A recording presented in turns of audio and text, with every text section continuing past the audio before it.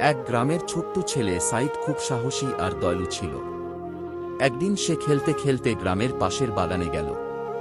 হঠাৎ সে দেখল একটি ছোট পাখি আহত হয়ে মাটিতে বসে আছে। সাইদ ধীরে ধীরে পাখিটিকে ধরল। সে বলল, চিন্তা করো না, আমি তোমাকে সাহায্য করব। সাইদ বাড়ি ফিরে পাখিটিকে ছোট্ট পাত্রে জল আর দানা দিল। সে প্রতিদিন তার যত্ন নিল। একদিন তার দাদি বললেন, সাইদ, তুমি খুব ভালো কাজ করেছ।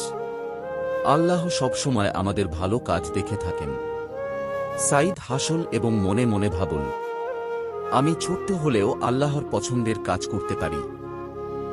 তারপর থেকে সাইদ প্রতিদিন অন্যদের সাহায্য করতে লাগল, ছোট বাচ্চাদের বই পড়াতে, গাছ লাগাতে এবং অসহায়দের খাওয়াতে। গ্রামের সবাই তাকে দেখল আর বলল, সাইদ সত্যিই একজন ভালো ছেলে।